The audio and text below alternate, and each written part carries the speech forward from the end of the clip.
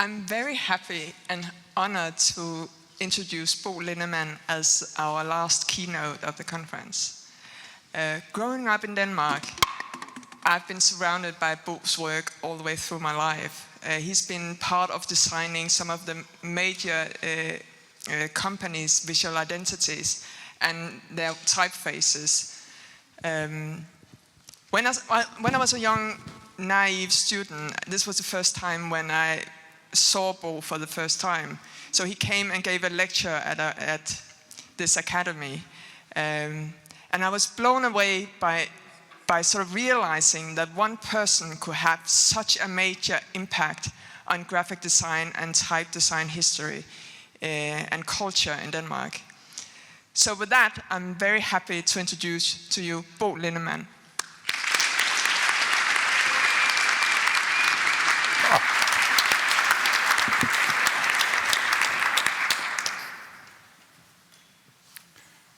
Thank you, Sophie.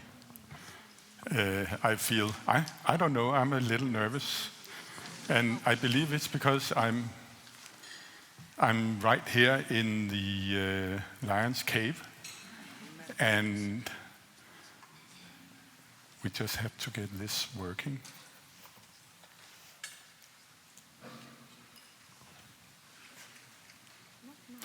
But anyway, while we are doing that, because I have some images to show you. And actually, I could cut my talk today in half because it's already been said, everything, or at least most of it. But thank you all for coming today and for staying this long. I mean, if I hadn't been the last one, I would believe you would be here to listen to the next speaker. But now you are here and I'm the last one, so thanks for staying that long. I'm really honored by that. Okay, here we go. Also, what I should say is that whatever I show you today, I mean, now I'm standing here and taking the credit for what I'm showing you, but actually everything I show you has been done by at least 500 people going through Kontrapunkt over the years. So also thanks to all of you who have participated in doing all this work we have been doing. Okay, I would say I'm a visual identity designer, or at least nowadays I would say I'm an identity designer, because today identity is much more than the visual part, and of course we know that. And now, earlier, I think it was Nikolai who said, I'm not a type designer, I create fonts for branding. And that's actually exactly the same that I do. I wouldn't say I'm a type designer as such, but quite often I'm designing typefaces for identities or brands. I personally, for some reason, I mean, it had taken me at least 20 years to just say branding or brands, because for some reason, I don't like that word at all. So I tend to use identity because somehow I think I know it's not exactly the same, but still I think identity works very well for me.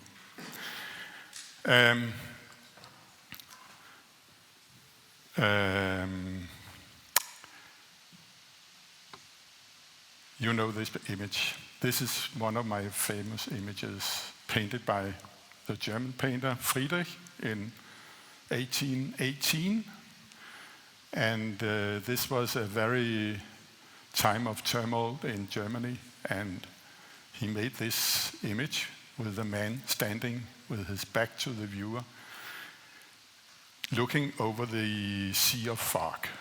And for some reason, I have always identified me with this guy. And especially when I was very young, I was identifying myself with this. Because as a young guy, I didn't really know what to do, and I grew up in Skovshoved, north of Copenhagen here, and my father was a doctor and my mother was an artist. And as I didn't know what to do, I started studying medicine. And after 2 years, I dropped out. And then my mother said to me, "You should actually design letters." And I said, "Oh, why letters?" And she said, "Well, I can see in all your school books you have been drawing letters. Instead of reading them, I've been tracing letters in my school books." And now we have seen this image so many times during this conference, I believe. And pardon me for showing it again. But this was a street where I grew up, and for some reason, I also noticed this really nice sign system that we had in the community. And also, I noticed the letters that I thought were so sympathetic and friendly. And for some reason, this drew my attention as a kid. And especially also the red heart over the J that appears on most of the signs. I thought it was a naughty boy who has been painting this red heart. But later on, I learned that it was not the case, because I actually found out if I should study type design, there was only one place I could do that at that time. This is back in 73, so it's 50 years ago. And at that time, the only place I could study type design was in the School of Architecture of Copenhagen. And when I entered that, I realized that this was made by Engelhardt, the very famous, we have heard much stuff about Engelhardt. And also I realized that he always tried to sneak in the red heart in everything he did as his signature. And I thought just that was so nice. But anyway, this Royal Academy of Fine Arts, I'm telling this because I think it's quite unusual outside Denmark that we had this structure in our Royal Academy of Fine Arts. But here we had the School of Painting, we had School of Sculpture, we had the School of Architecture and School of Conservation under one umbrella, the Royal Academy of Fine Arts. And under the School of Architecture, we had several institutes. We call them institutes today. I believe they're called departments or maybe institutes again. I'm not sure. But we had Institute of Landscape, Urban Planning, Housing, but also an Institute of Design. And under the Institute of Design, we had Industrial Design, Furniture, and Graphic Design. And in this graphic design department, there was some teachers who was teaching type design. Yes, and what I think is unusual is the fact that we are teaching type design in a School of Architecture. Normally a School of Architecture is a technical discipline, part of a technical university, but here it's a fine art discipline, and I think it makes quite a difference. And this about architecture and type has actually always been, for me, very interesting, because somehow I see how these two somehow merge, or at least influence each other. And we know that since the Roman period, the Cancelleresca, what's that called in English? I'm not sure. But also the Gothic period, or the Renaissance, or the Baroque, or the Rococo Manierism, New Classicism, all the way up, also in the industrial period where we start having the need for different typefaces, but also the Jugend, seeing very similar influences in type and architecture. Also, of course, in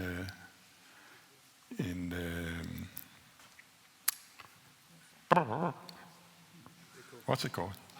Deco. And constructivism and functionalism and Bauhaus, of course. So this, I think, has, or it actually makes a reason why we have this, you can say, type design in the School of Architecture. And then you could say, what happens today with the relationship? Is it still some, could we still see some relationships, or are we in a period where they are aparting from each other? I'm not quite sure about that. But I think it's definitely, maybe it's easier to see when we get at a distance of our time, then we can better see how they have influenced each other. But anyway, I entered this school first as a building architect of 3 years, and after that you could specialize in design and graphic design. So I came into this department here in the buildings here, and I met these teachers who taught me type design, of course. And these were sort of our role models at that time. Bielmann Petersen, who did these beautiful, and I must say, when I got into this, I fell in love with this. I literally fell in love with this kind of lettering. And also we had, we had 6 months where we should only draw Roman capitals until you actually could control your hand and eye at the same time. My professor at that time was Naur Klint. We heard about him also. He was an architect, but he actually taught graphic design. And he had his own studio here in the center of Copenhagen. And just after I entered the department here, I was hired to his studio as a student worker. And I stood in a dark room for 3 years, just, what do you say, fremkalder? What's that in English? Developing films for silk screen printing. So after 3 years, I was let out of this dark room and start having a seat at a desk. And here I met these people who worked there, of course, and these people happened to be the same that was teaching here at the school. So I didn't have to go to the school because I was working with them every day. And that was a special environment in this studio. We were not that many people. I think we were about 5-6 people. And I remember during Christmas lunch when we had some beers and we were talking about type, someone mentioned Helvetica. And Naur Klint got so furious, so he threw a knife, literally. And that's because, I'm not joking actually, but that was because Swiss design and Helvetica was abandoned. It was the evil stuff coming from south at that time. And you could actually ask why, because, flexibility was Naur Klint's work, and okay, Helvetica, come on, what's the big difference here. But still, for him, it was a war.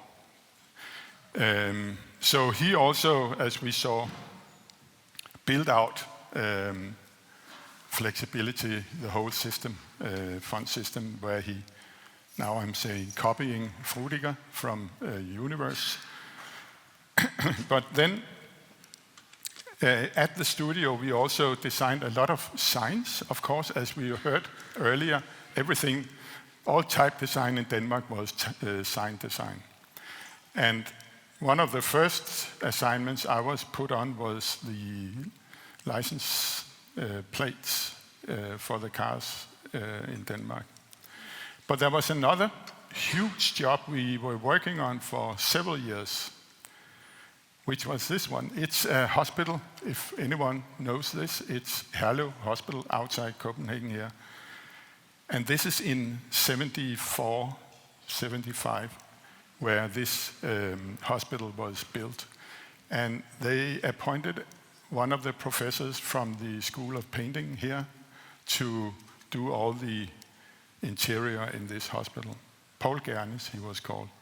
And Paul Gernes, he was not afraid of colors, as many other architects were. And he tried to develop an environment that was different. When you got into this hospital as a sick person, if you weren't sick, you could argue you would be sick if you came in. But actually, this was, in my opinion, groundbreaking. And in Naur Klint's studio, we were doing all the wayfinding in this hospital. And everything was made by hand. All sign, all lettering, everything was made by hand. And now, one of the people in the studio was called Margit Bischoff, and I'm not sure anyone have ever heard about her. She was a remarkable person, I would say, and Margit was the best type designer I ever came across. And she taught me everything that I can, in type, and also beyond type. She actually was, now I'm saying that Naur Klint was not designing himself. So Margit was his prolonged arm and hand and eye. And so she did all the type design at the studio. Yes. And she also did stamps. At that time, stamps were, one of the highest you could get as a graphic designer in Denmark was to design stamps. And she did these beautiful stamps. These are just 2 examples. She made many more. And did all custom fonts for these stamps. And as you can realize, this was much before any computers were there. So everything was done by hand and by brush with ink and white tempera. So this was really the way I was learning this, to control, you can say, the brush and eye. These are just some examples of the work we did at that time. And also Margit, she was actually the one who designed flexibility. Naur Klint was art directing it maybe, but she was the executor. And also there was another woman at the office called Lisbeth Gasparsky, who also was an extremely clever type designer. And these 2 women were my mentors, and I owe everything to them, just to say. And I think it's really sad when you look at the type history in Denmark, these 2 women are not present at all. In my opinion, they should be having the main role. Then it's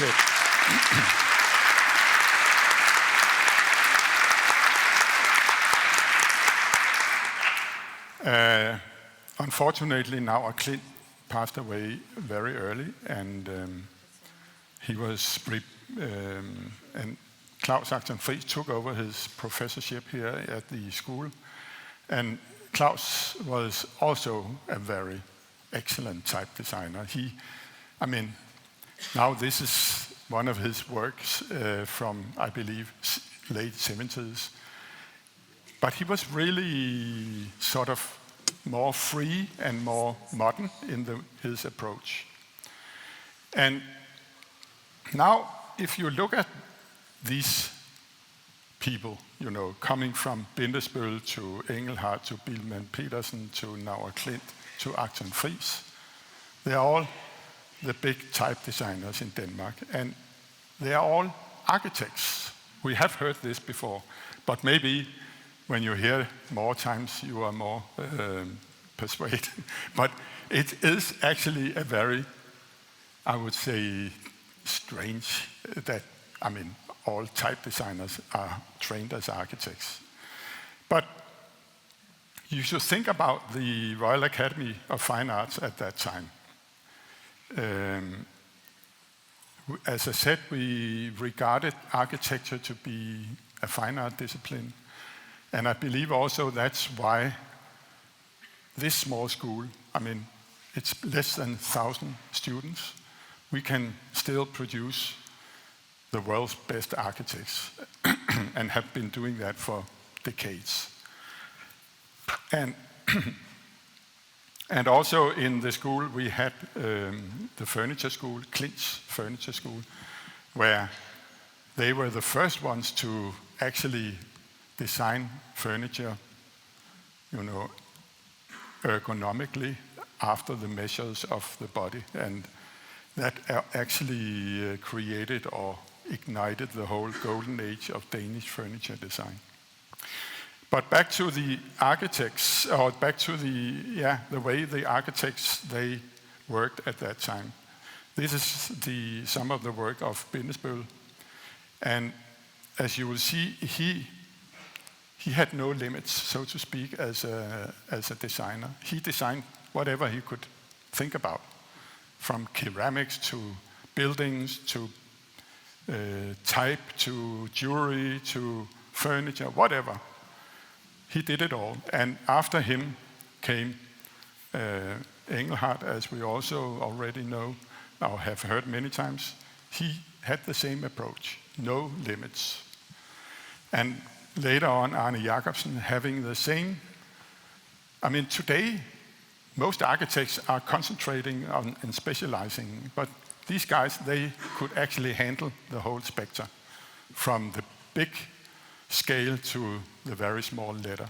And I think that's really cool, so to speak. And now I remember this sign. It was hanging in the office in this department of graphic design here at the school. And I was watching this sign every day I came into the department. And I think it's maybe one of the most beautiful signs I ever seen. And it reminded me that this fact that that we have this in Denmark, the sign tradition and creating our type tradition, where outside Denmark, type is coming from book printing or book production. So these signs that you showed much better pictures than I have, and I'm sorry for that. But you get the point, I hope. Okay, but again, if you look at how we consume type today, I just asked the ChatGPT, how many letters do we actually consume in the Western world? And it is about 200 million a year in average. And I think that's quite amazing. Maybe that's one of the things we are consuming most, besides from water or whatever. But we don't think about it. And we read the text but we don't read the type, so to speak. And I always thought that was really it was sad that we didn't notice the type more, paid more attention to the typefaces. And now Torsten, one of my colleagues, already told this, that very early I realized that we can tell parallel stories with type design. I came across this quote from Massimo Vignelli. He said, "I don't think that type should be expressive at all. I can write the word dog with any typeface, and it doesn't have to look like a dog. But there are some people that think that when they write dog, it should bark." And I think this is a wonderful quote. And maybe I think it's wonderful because I couldn't disagree more. Yeah.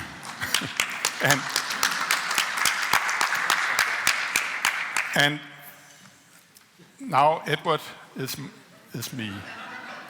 And this is the way I have, been taught type design, that we have to respect the archetype of the letters. Otherwise, it's not type, in my opinion. But what Margit, coming back to Margit Bischoff, what she learned me, or taught me, was to see a letter as a sculpture. And if you do that, or you could say an object, if you do that, you have a much more free approach to designing the letters. And now I sat opposite Margit in the studio, and it was so funny because most of her type work she did upside down. She turned the paper upside down and draw the letters. And then when she turned it in the right way, she could see all the mistakes. And this technique that we develop, each of us type designers, I think it's so wonderful that you have these personal experiences that can form you and form your craftsmanship.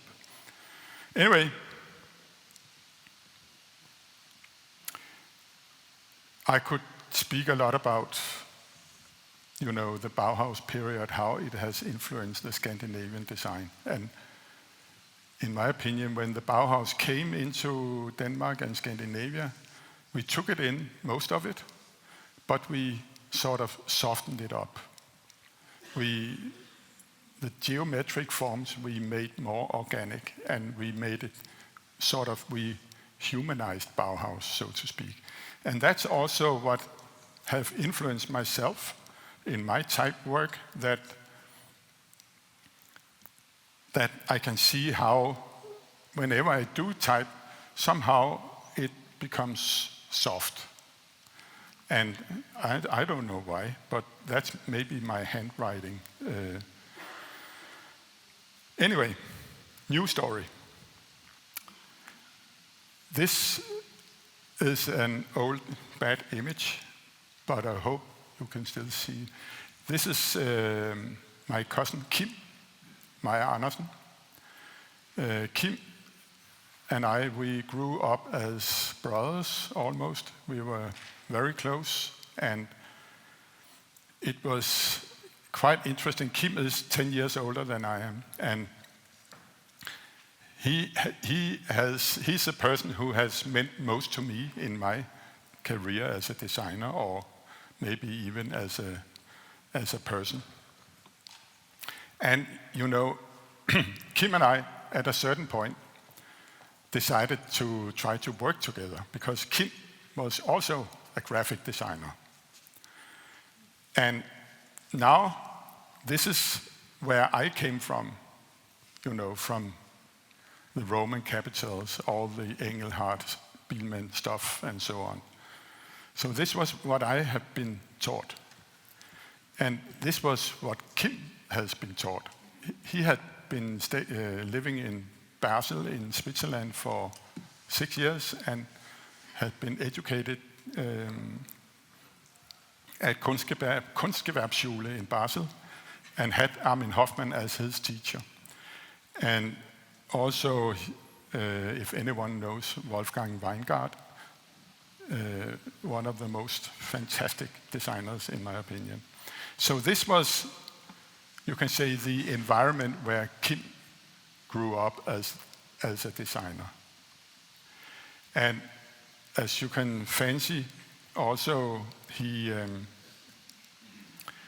only used Helvetica. And I was like, my God. And I got so frightened, just when he mentioned Helvetica, I started shaving, And also he taught me about grid systems, In Denmark, you had never ever seen a grid. So this was a clash, between Kim and I, if you can imagine. It couldn't be more opposite. And Kim and I, we decided we are going to work together. And at that time, I was also designing stamps.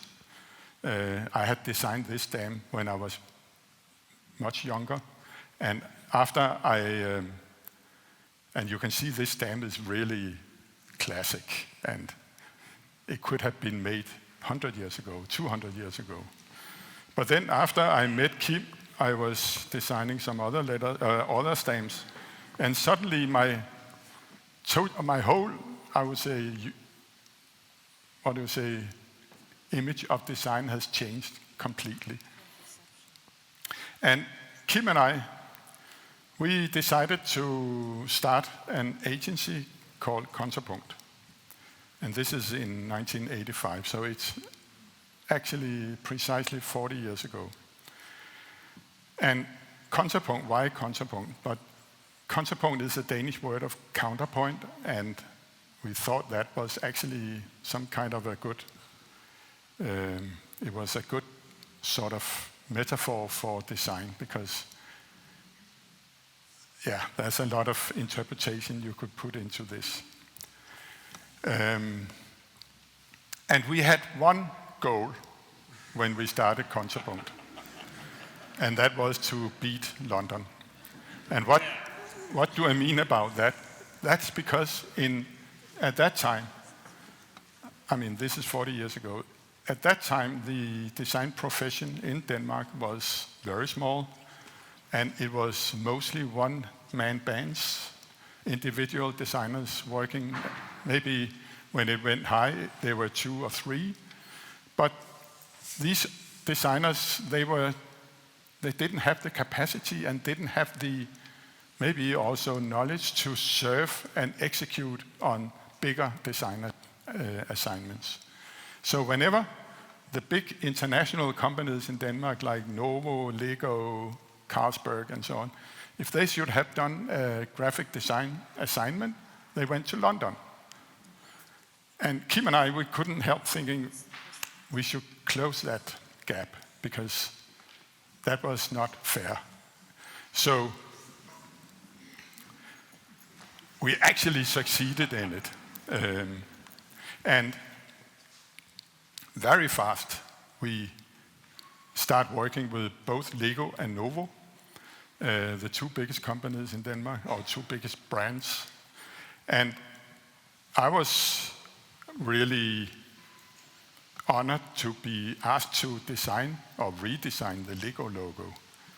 And I remember when I did this, I gave it to the owner, Kjeld Kirk Christiansen. I made a print of the logo, and he put it in his office for 1 year. And after a year, he called me and said, "It's approved."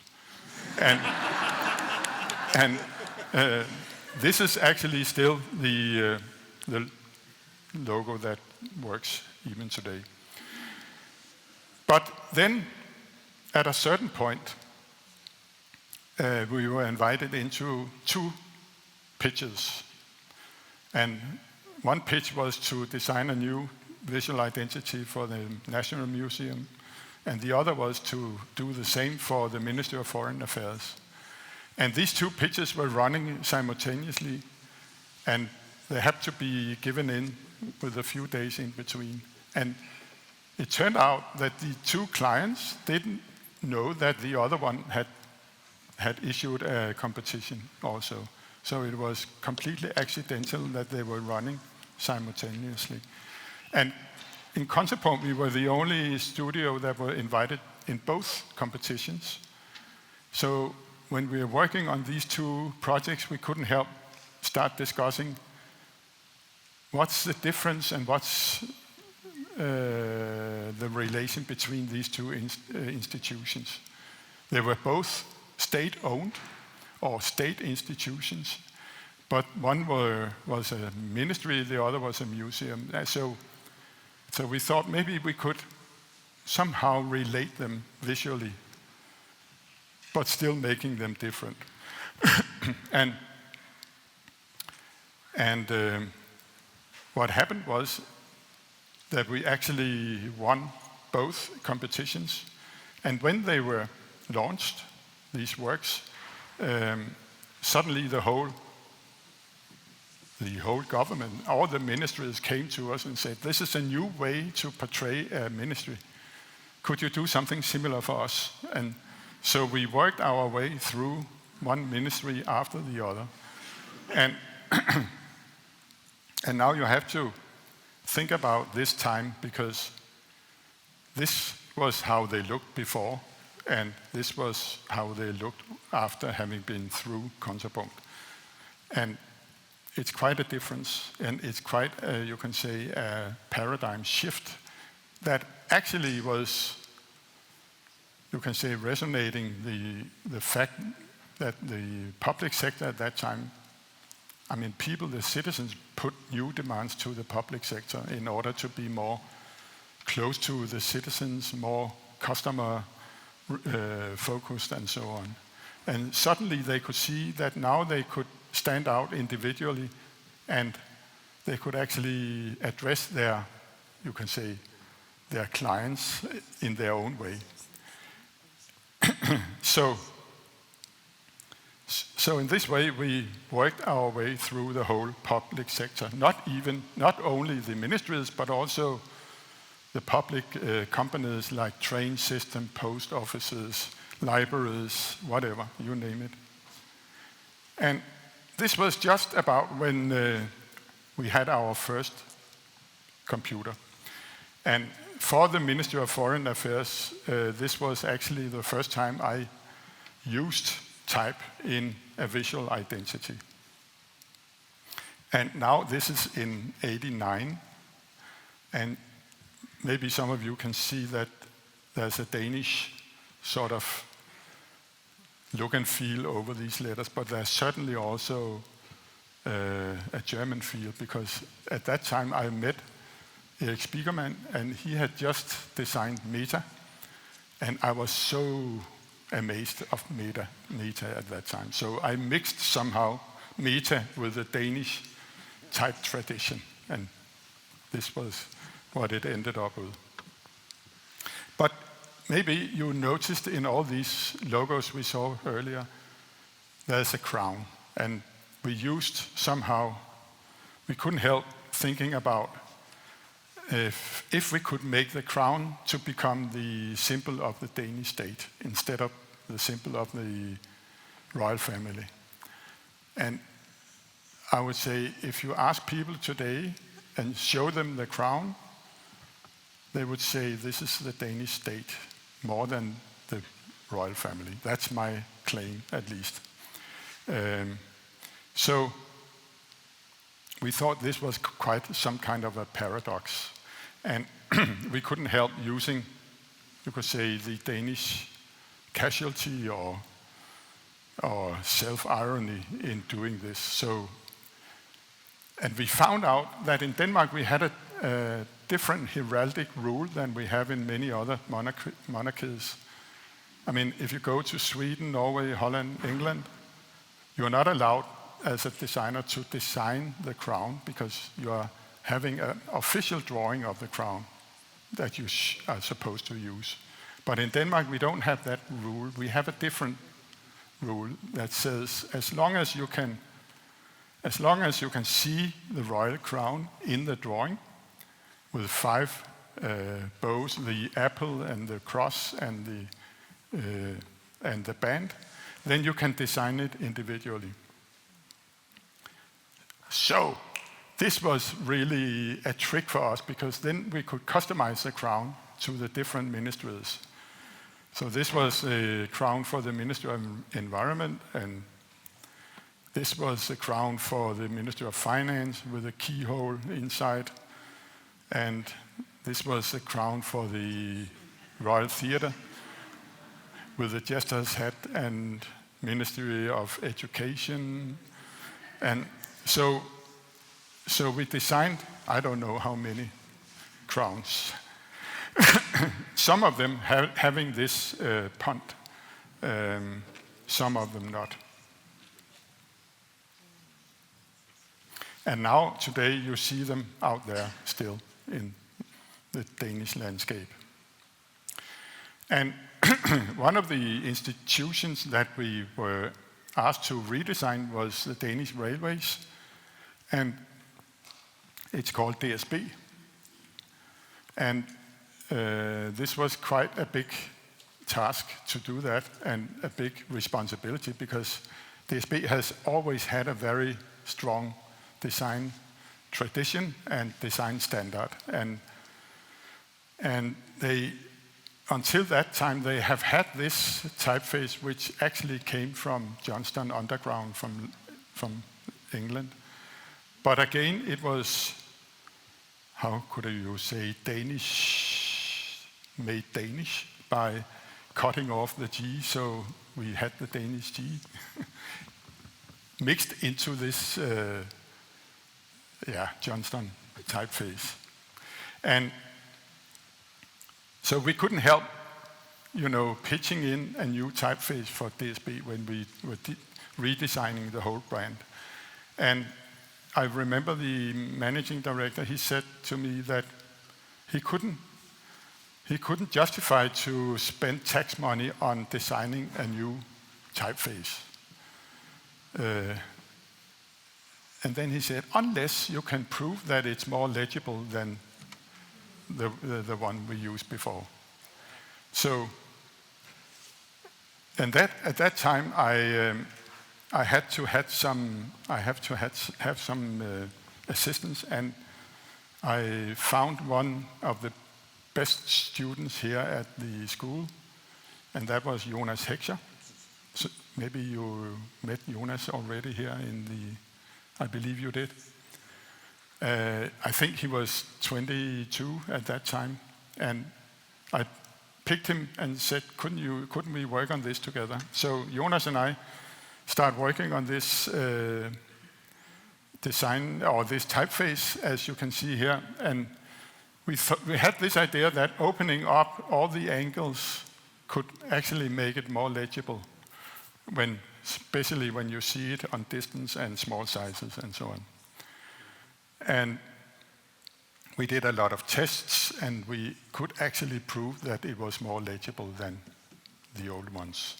So we had the go to do this full font. So this was actually my first, you can say, real brand font, so to speak. But just after that came a lot of others, like this for Billund Airport. It's an airport in Jutland, where we also designed the whole interior with check-in counters and uniforms, whatever you have it.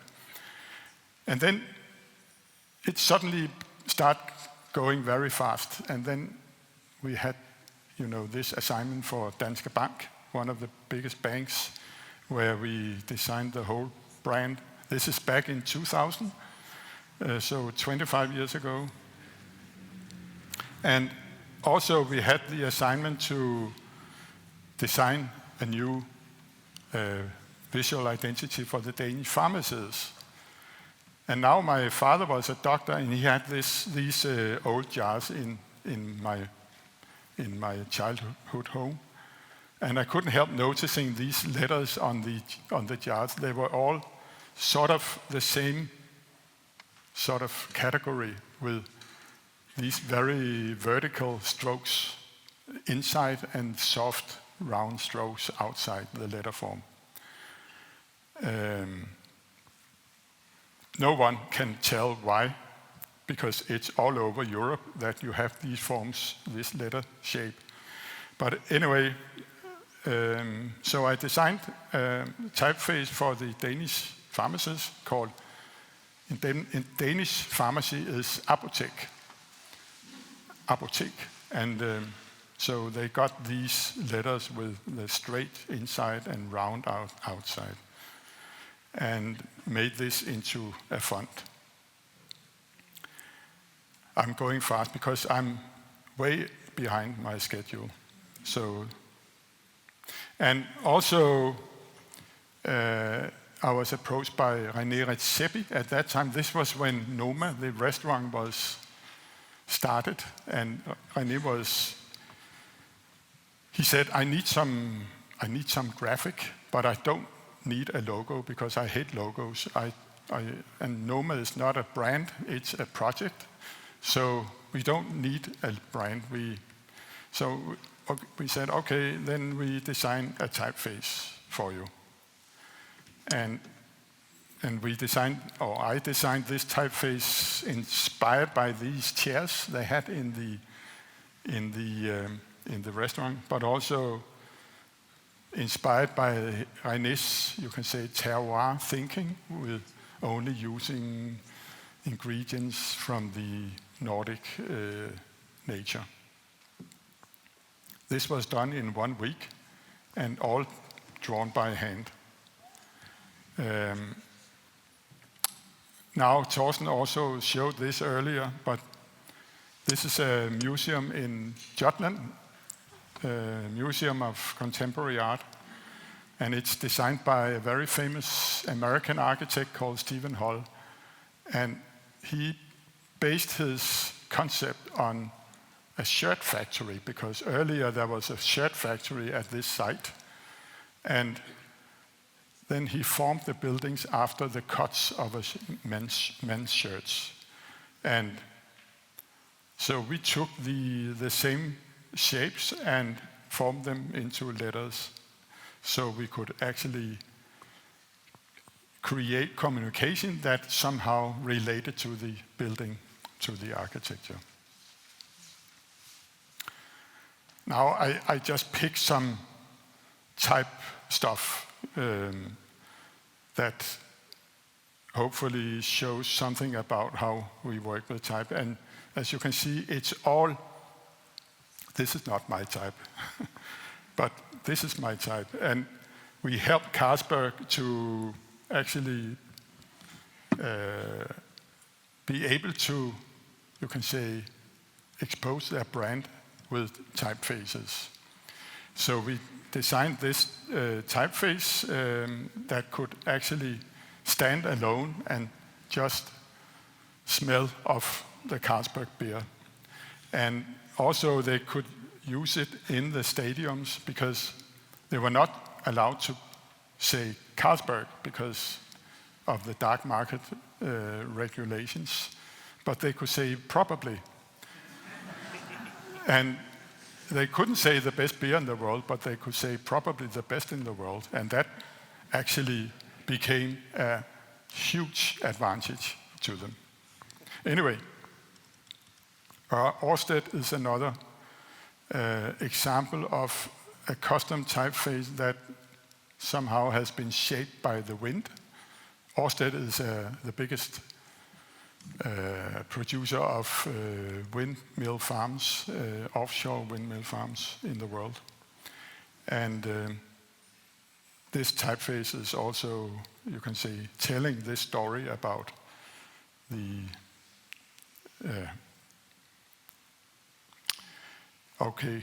Danish Design Award, very Engelhardt, almost more Engelhardt than his own work. But somehow it becomes a sort of a tribute to the Danish design, but to having this font as, you can say, as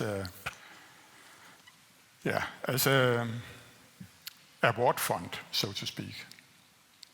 And also the trophy, a wooden letter.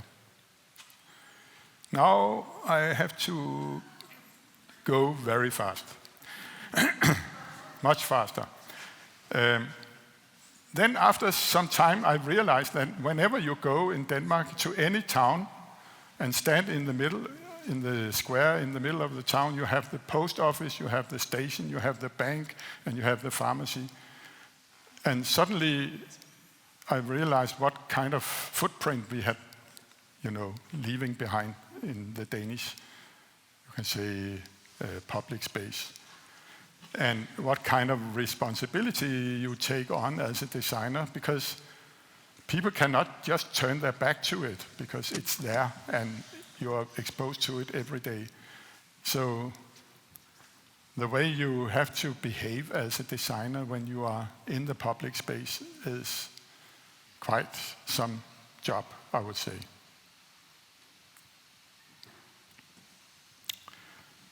Shift. This was supposed to come earlier, because in year 2000 I was invited to give a speech at a conference, design conference in Japan, and there I talked about this work we have been doing with the crowns and the ministries in Denmark, not knowing that in Japan all ministries are invisible. They are there, but they don't have a visual expression at all.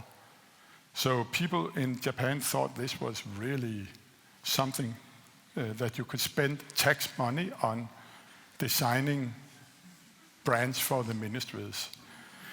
And after my speech, a guy came up and asked if we could make an exhibition about this, you can say this project or many projects.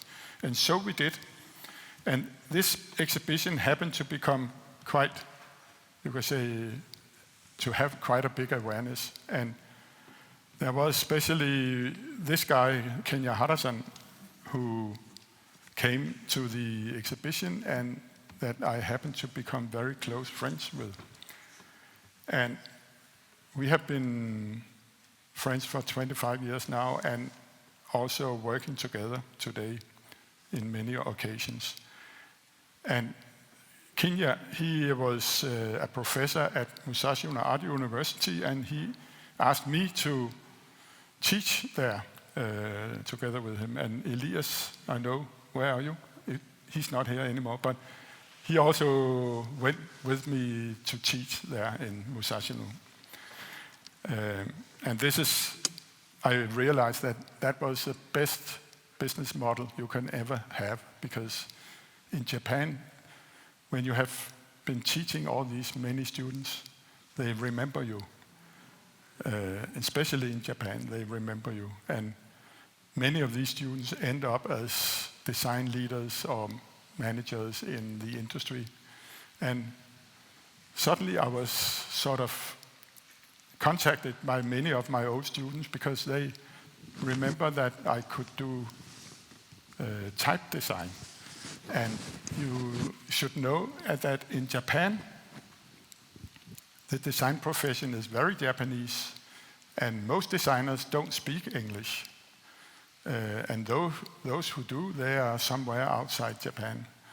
So that also means that the big Japanese companies, they cannot use Japanese designers for branding them outside Japan. So they need some non-designers to help them. And now, of course, all the big American agencies, Landor, Interbrand, whatever, they are all in Japan.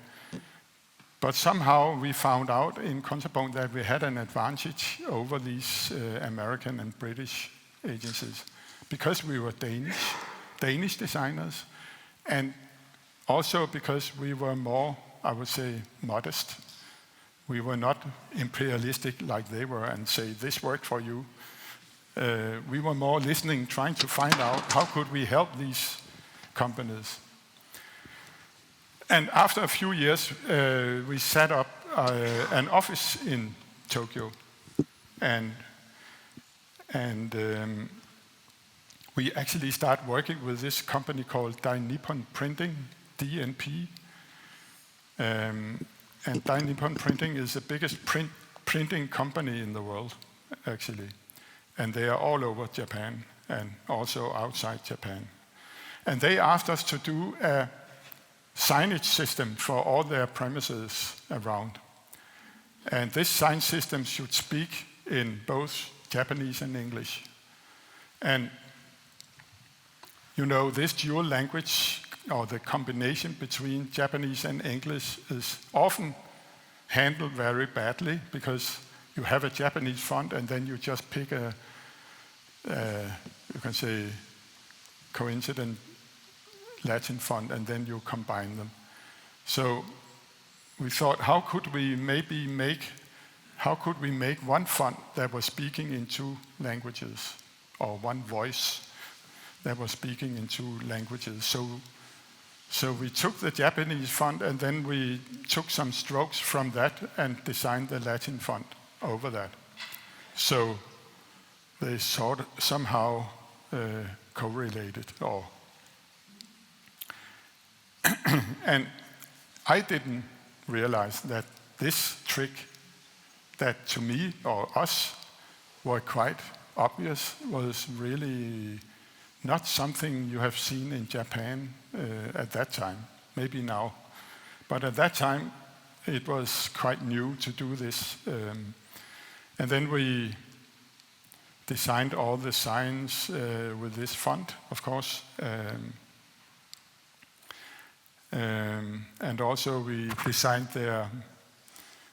in Japan, you have all big companies, they have an entrance monument.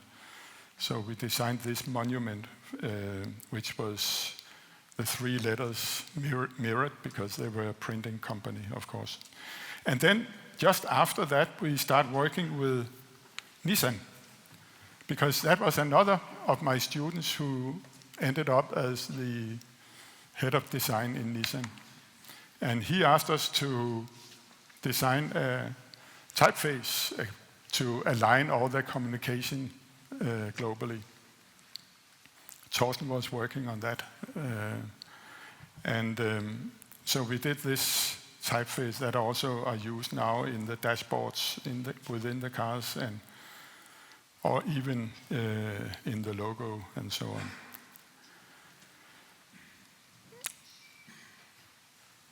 Then and I think this is also quite a nice case, because this is Gore-Tex. Gore-Tex is a company dealing with acoustic and sound, one of the biggest, and they are maybe one of the best within sound and handling sound. And we did this, maybe I could show you. It's a small movie.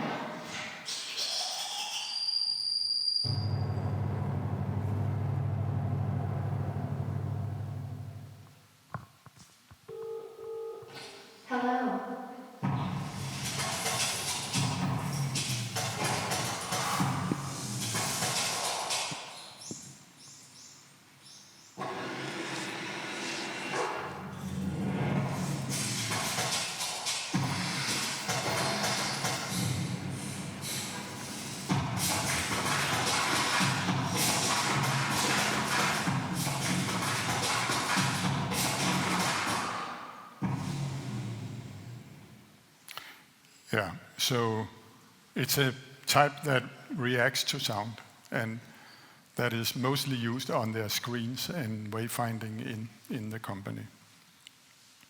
But this way to form the Latin over a Japanese font, we also practiced for Shiseido, which is a, what are they called, skincare company. and they had this very beautiful Japanese font that we used to shape the Latin letters over. So again, that we could sort of have this Japanese-ness into the words. Yeah, well, many examples. Denso, one of the biggest companies in Japan, we have been working with for 10 or more than 12 years and have been building their new brand over 10 years, and also with a huge font package. Mitsubishi Motors and one of the car manufacturers, we did a new brand design for them and also a new brand font. A6 Tiger, Torsten, you already showed this also.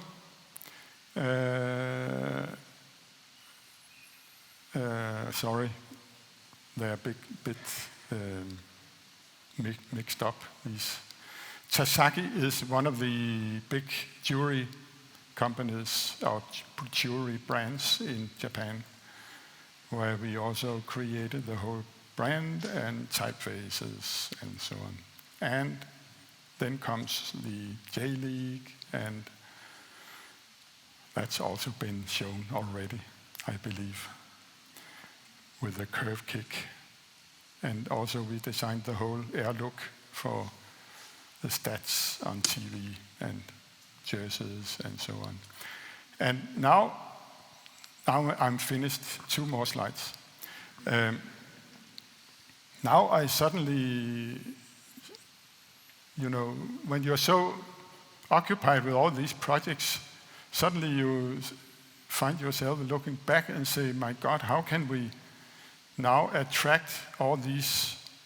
These are some of the biggest companies in Japan and some of the biggest in the world.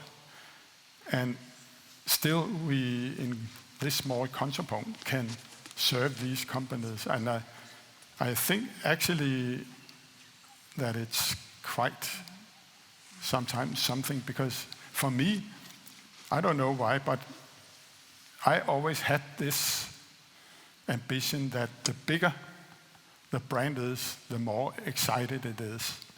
It's rubbish, I know that, but for me that has always been the goal, to be approached by these brands that you meet every day and everywhere. So, yes. Last slide. You could say, coming back to architecture and type, I mean, these 2 examples of type, there are 500 years in between, and also the 2 buildings. That has happened a lot with architecture, and a bit more than with type. And you could say, how does that come? How does it come that we still see the same letters and we still draw the same letters as we did 500 years ago? I think, to me, that's what is so fascinating with type, that it's not the letter itself that is modern or old-fashioned. It's the way you use it and stage it.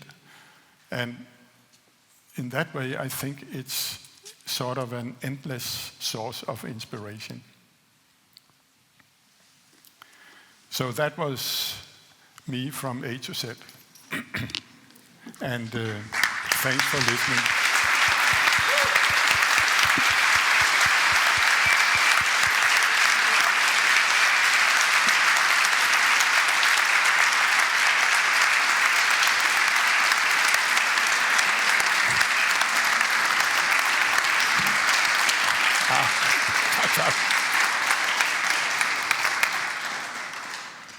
Thank you very much, Bo. I thought that was a really lovely presentation. I loved the sort of the personal journey. At the same time, you're also introducing us to Danish design history. So I think that also shows that you are a big part of Danish design history.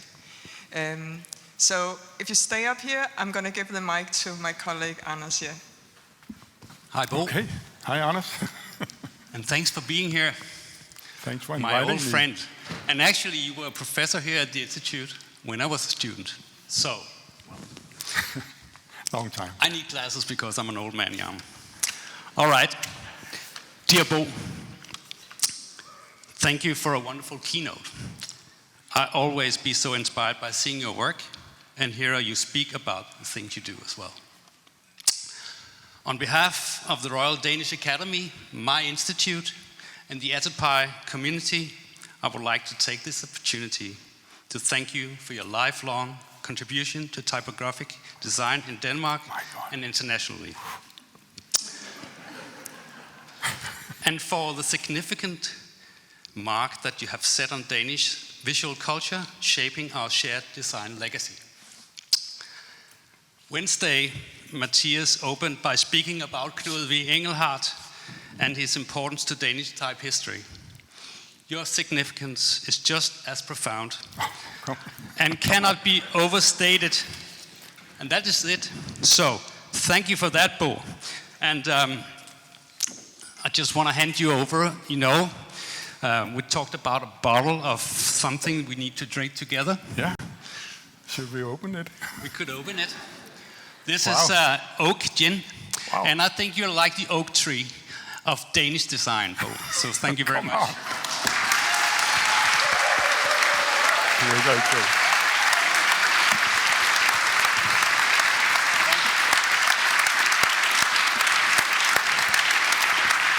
Bo Lindemann.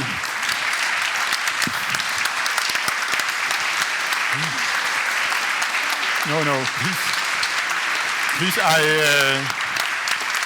for me, as I started saying, the most important thing here is to be aware that what I show has been made by at least 300 people.